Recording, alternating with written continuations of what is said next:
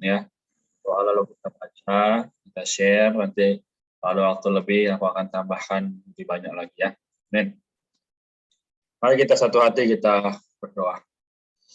Tuhan, Tuhan kami yang kami kasihi, Yesus Kristus, yang mengucap syukur atas anugerah demi anugerah yang selalu baru.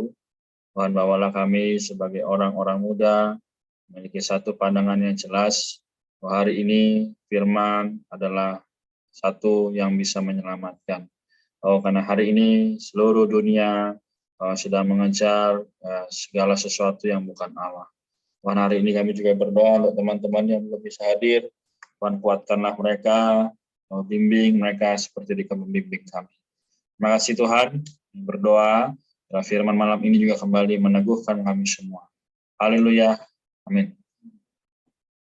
Oke, kita baca ya, seperti biasa, subjudulnya sama-sama, lalu ayatnya kita baca bergantian. Amin. B. Jalan melaksanakan pelayanan Injil. 1. Mengampuni dosa-dosa orang sakit. Oke, ayat pertama. Kemudian sesudah lewat beberapa hari, waktu Yesus datang lagi ke Kapernaum, tersebarlah kabar bahwa ia ada di rumah. Lalu datanglah orang-orang berkerumun sehingga tidak ada lagi tempat, bahkan di muka pintu pun tidak. Sementara ia memberitakan firman kepada mereka. Ayat 3, ada orang-orang datang membawa kepadanya seorang lumpuh digotong oleh 4 orang. Tetapi mereka tidak dapat membawanya kepadanya karena orang banyak itu. Lalu mereka membuka atap di atas Yesus. Sesudah terbuka, mereka menurunkan tikar, 4 orang lumpuh itu terbaring.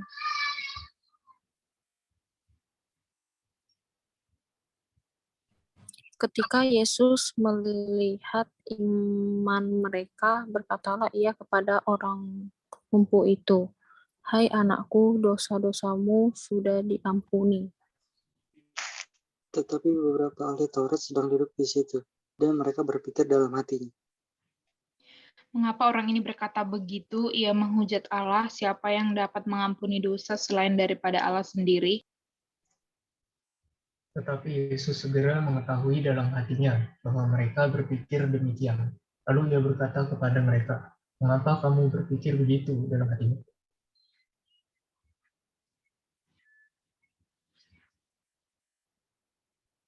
Oke, ayat 9. Manakah yang lebih mudah mengatakan kepada orang lumpuh ini, dosa-dosamu sudah diampuni, atau mengatakan bangunlah, angkatlah tikarmu dan berjalanlah? Tetapi supaya kamu tahu bahwa di dunia ini anak manusia berkuasa mengampuni dosa, berkatalah ia kepada orang lumpuh itu.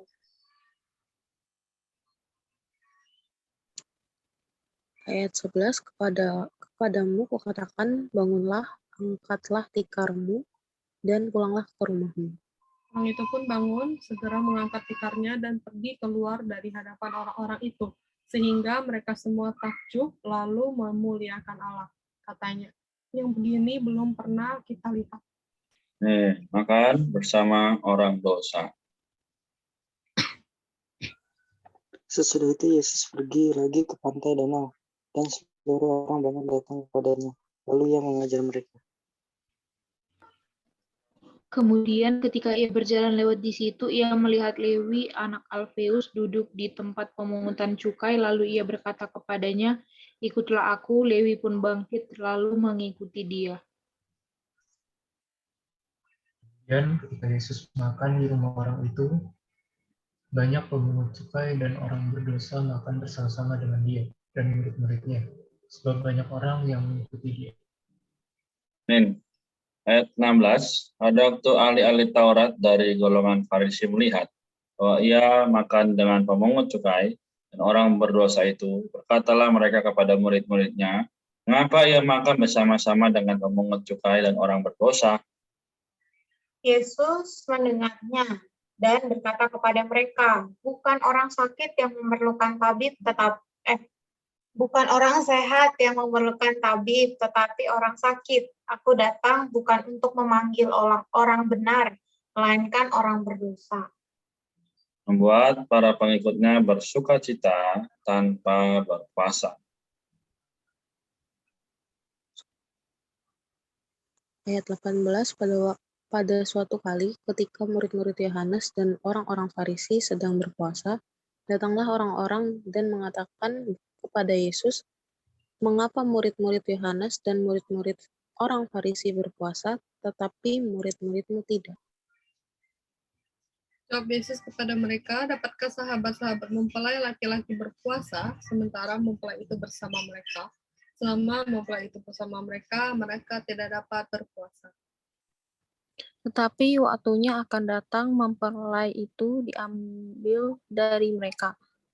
Dan pada waktu itulah mereka akan berpuasa.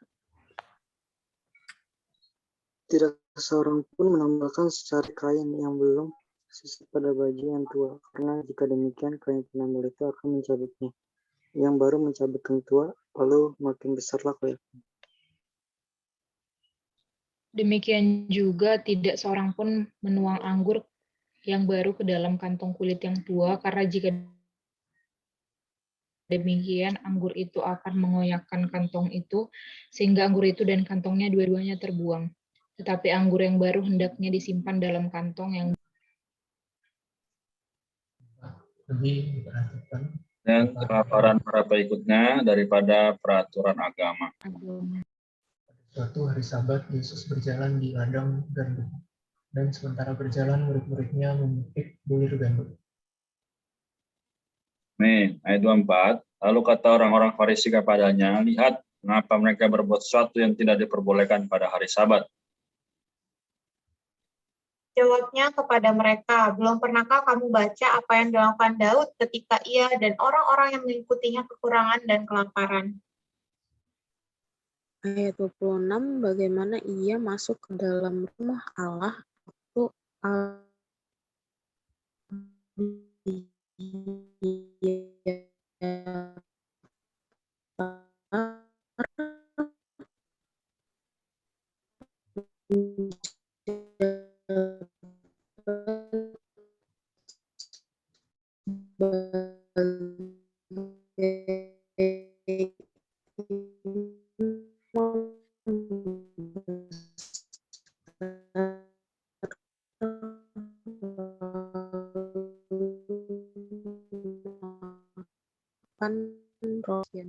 pada penduduk. Lalu kata Yesus kepada mereka, hari Sabat diadakan untuk manusia dan bukan manusia untuk hari Sabat. Karena itu anak manusia adalah Tuhan, bahkan atas hari Sabat. Amin. Ya, ayat terakhir sangat baik ya. Kita baca lagi sama-sama. Karena itu anak manusia adalah Tuhan, Anak manusia adalah Tuhan, bahkan atas hari Sabat. Amin. Si Tuhan ya. Jadi tadi kita sudah baca 28 ayat ya, seorang ada yang dapat 3, dapat 4 ayat ya. Kita lihat bahwa sebenarnya di dalam pembacaan ini ada satu garis besar yang kita bisa peroleh, yaitu semakin rohani seseorang, maka akan semakin manusiawi ya. Jadi Tuhan demikian, dia adalah Allah, dia turun ke dunia ya, tapi di dalam kitab Markus ini memang tidak dicatat silsilahnya. Ada apa? Seorang hamba tidak perlu dikenal oleh banyak orang. Tapi karena dia adalah Allah, maka secara otomatis, ya ketika dia melakukan mujizat, ketika banyak orang percaya padanya, dia menjadi Yesus yang disembah. Ya bahkan ketika dia melakukan mujizat dari awal ya, dari ayat pertama, ya kita sudah baca tadi bahwa katakan bahwa apa? Tapi Yesus segera mengetahui dalam hatinya bahwa mereka berpikir demikian. Dia berkata pada mereka, mengapa kamu berpikir begitu dalam hatimu? Ya kenapa? Dia adalah Allah, tapi disangka dia menghujat Allah. Gitu. Nah teman-teman malam ini, apa yang bisa kita tarik kesimpulan? Yaitu apa? Orang-orang pada zaman itu tidak jauh berbeda dengan orang-orang zaman ini. Atau bahkan orang-orang zaman ini bisa dikatakan lebih buruk lagi. Karena sudah Anda baca firman ya, tapi masih banyak menghujat ya, bahkan berbicara yang tidak sesuai dengan firman Allah. Nah, jadi pada malam ini kita perlu menyadari bahwa setiap firman, baik itu perjanjian lama maupun perjanjian baru, itu adalah perkataan Allah dan perlu kita hidupi. Ya, bukan hanya kita baca, ya kalau kita baca hanya menjadi logos, tapi kita perlu menjadikan firman itu rema, ya, menjadi pengalaman kita. Baik, kita lanjutkan bahwa orang ini lumpuh, ya. Jadi kenapa dia bisa lumpuh? Kalau di dalam catatan kaki di setiap Alkitab yang teman-teman sudah dapat dari BFI, ya, lumpuh adalah karena adanya dosa. Ya. Jadi dosa ini menyebabkan manusia tidak bisa berjalan dan bergerak di hadapan Allah. Bahkan untuk bisa berdoa pun rasanya sangat susah begitu ya. Karena apa? Sudah banyak hati yang tertutup. Ya, jadi setiap hati kita punya namanya mungkin jendela ya. Kita punya jendela seperti rumah ya. Beberapa waktu lalu aku juga pernah kasih contoh itu ya. Di rumah kalau ditutupi dengan debu ya, jendelanya tidak bisa ada cahaya matahari masuk. Nah, demikian pun dengan hati kita. Kalau hati kita ada halangan ya, ada sekatan, maka sekali lagi firman Tuhan tidak bisa berbicara. Nah, lanjutkan ayat 13 sampai 28 tadi. Banyak ya, bahwa perlunya kita menyadari bahwa bisa katakan di sini ia melihat Lewi ya, anak Alfeus. Jadi apa mengut cukai. Bahkan Tuhan berkata kepada dia apa? Ikutlah aku. Nah, yang lucunya apa? Lewi bangkit mengikut dia gitu, langsung gitu loh. Padahal ya kalau kita lihat ya dalam situasi itu, ya pasti Lewi juga nggak tahu ini siapa sih tiba-tiba datang mengajaknya. Tapi mungkin ya di dalam kehidupan di saat itu, ya Tuhan karena begitu memiliki charming ya rohnya mungkin terlihat juga kepada Lewi, akhirnya Lewi juga bisa mengikutinya. Karena Tuhan di situ makan bersama orang dosa. Nah, teman-teman, jadi hari ini kita juga perlu lihat bahwa satu perkara, memang kita tidak sempurna. Memang kita berdosa dan penuh dengan ya keinginan sendiri. Tapi kita perlu apa? Melalui ayat ini, dalam setiap kesibukan, dalam setiap keseharian, kita datang pada Tuhan. Tuhan, aku tidak mampu ini. Tuhan, aku tidak bisa itu. Ya, kita akui di hadapan Tuhan. Ya, sehingga Tuhan datang ada bukan untuk orang sehat, tapi orang sakit. Amin. Aku sampai di sini dulu. Nanti kalau masih ada waktu aku tambahin. Bagi teman-teman yang mau share atau tanya, silahkan. Aku terkesan ayat 14, 17, sampai 28. Kemudian ketika ia berjalan lewat di situ, ia melihat Lewi anak Alfeus duduk di tempat pemungut cukai, lalu ia berkata kepadanya, ikutlah aku. Lewi pun bangkit lalu mengikut dia. Yesus mendengarnya dan berkata kepada mereka, bukan orang sehat yang memerlukan tabib, tetapi orang sakit. Aku datang bukan untuk memanggil orang benar, melainkan orang berdosa.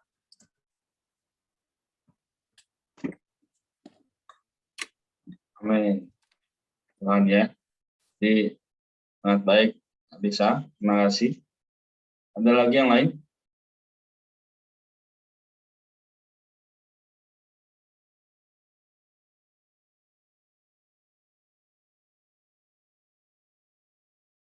Amin. Aku terkesan di ayat 17, yaitu Tuhan itu ketika ia datang ke bumi, dia ingin mencari kita orang yang berdosa gitu.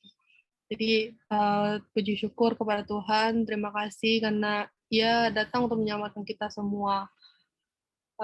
Kiranya kita pun sampai sekarang sudah diselamatkan, kita menghargai apa yang telah Tuhan lakukan atas diri kita gitu.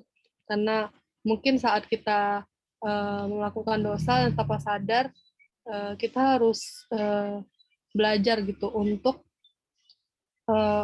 mengakui dosa dan meminta Tuhan mengampuni dosa-dosa kita. Karena inilah tujuan Tuhan untuk memanggil kita yang berdosa. Jadi aku bersyukur sekali atas kedatangan Tuhan ini kepada kita. Jadi itu yang aku nikmati. Amin. Amin. Thank you, Rika. Lagi? Aku juga menikmati ya ketika Yesus makan bersama orang berdosa, Notabene-nya kan Yesus ini kan adalah anak Allah. Dia juga punya kuasa ya untuk menyembuhkan orang, dia juga bisa mengampuni orang, tapi dia masih merendahkan diri ya, karena kan memang Markus ini menceritakan dia Allah sebagai hamba penyelamat ya.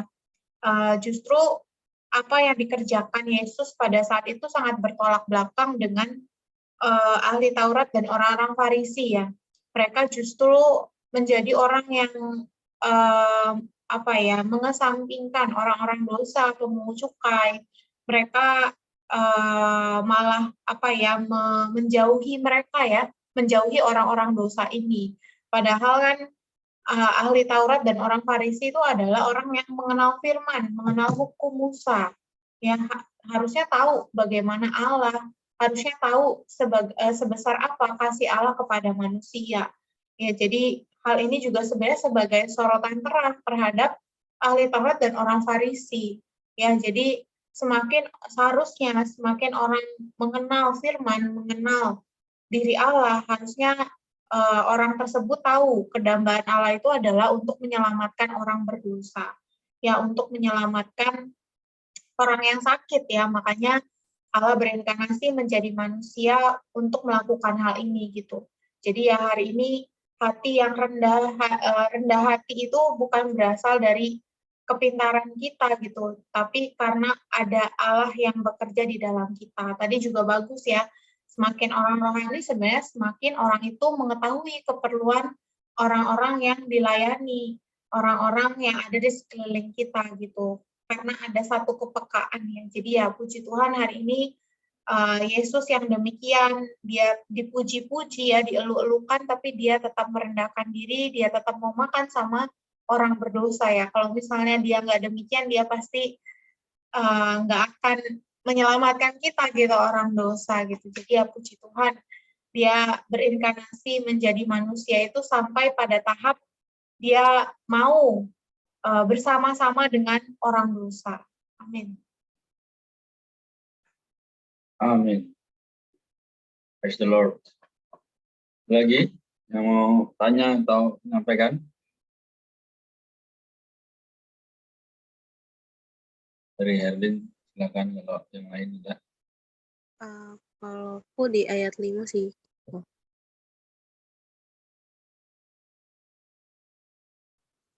Ayat 5, ketika Yesus melihat iman mereka, berkatalah ia kepada orang lumpuh itu, "Hai anakku, dosa-dosamu sudah diampuni." Di ayat itu aja sih. Thank you. Amin. Ya, jadi betul ya. Ketika ada hal ini, Yesus bukan mikir, ini harus disembuhnya gimana ya? Apa sih yang harus kita kerjakan, enggak gitu ya. Tapi Yesus langsung berkata, Pak, dosa-dosamu sudah diampuni. Jadi di sini kan dia bilang, manakah yang lebih mudah mengatakan kepada orang lumpuh ini, dosa-dosamu sudah diampuni, atau mengatakan bangunlah, angkat tikarmu dan berjalanlah. Nah, jadi teman-teman, ini juga satu faktor bagaimana Tuhan bisa menjadi Allah yang dicintai orang ya. Tapi di satu sisi juga banyak orang yang tidak suka. Sehingga akhirnya kalau kita tahu di kitab Matius kemarin di akhir dia disalibkan, nanti juga di setiap kitab Injil dia akan disalibkan. Amin. Oke, ada lagi dari Niko, Axel atau Eva?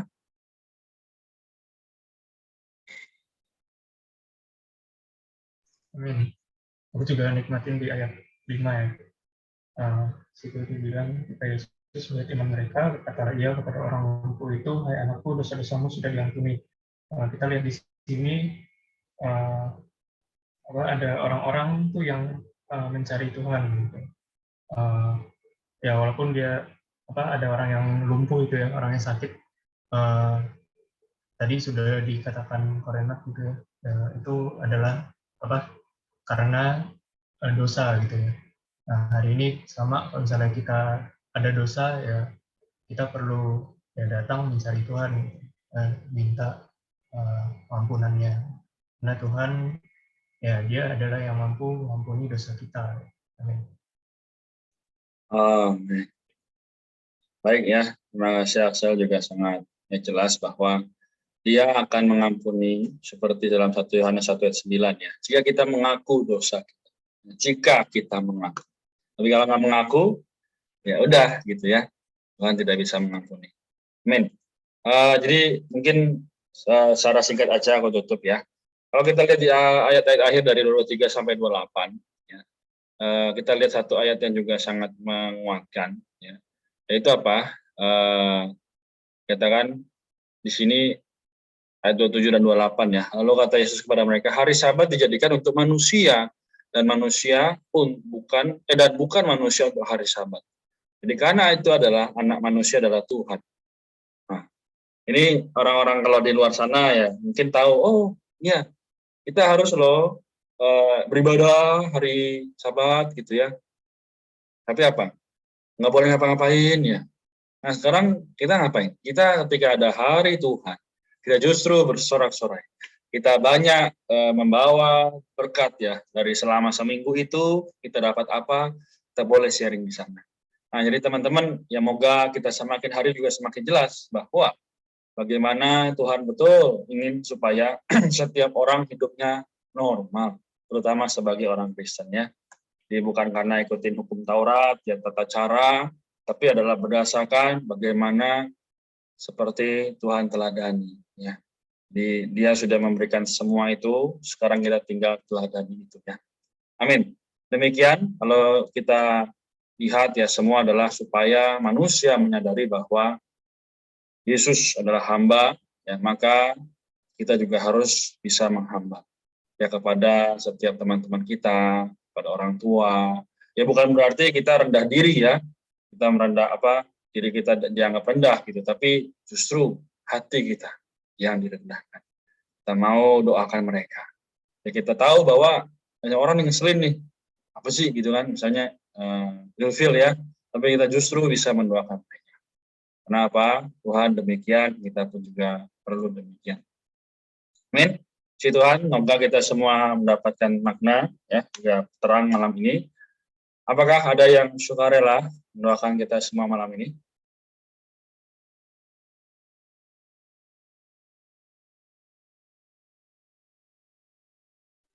Aku deh kok. Amin, silakan. Mari teman-teman kita bersatu dalam doa. Tuhan Yesus yang baik, terima kasih Tuhan. Hari ini kami bisa membaca firman-Mu bersama ya Tuhan. Tuhan, kami juga mengucap syukur ya Tuhan karena Engkau telah mengampuni dosa-dosa kami ya Tuhan. Mungkin kami juga baik sengaja maupun tidak sengaja pernah melakukan dosa ya Bapa. Ajari kami ya Tuhan untuk kami bisa secara pribadi mengaku dosa kepada Engkau dan minta pengampunan juga daripada-Mu juga ya Bapa. Tuhan berkati Korena, Cimaria, Cirika, Cilisa, Poniko, Waksel, Cieva, dan teman-teman yang lainnya juga ya Tuhan yang belum bisa hadir ya Bapak. Engkau berkati mereka dalam kesehatan maupun pelayanan pekerjaan, sekolah, kemudian keluarganya ya Tuhan, segala sesuatu apapun yang mereka lakukan hanya untuk memuliakan nama-Mu saja ya Bapak. Kami serahkan doa kami ke dalam tangan-Mu dalam nama Tuhan Yesus mulia. Amin. Amin. Terima kasih Arin. Oke, kita sampai di sini ya.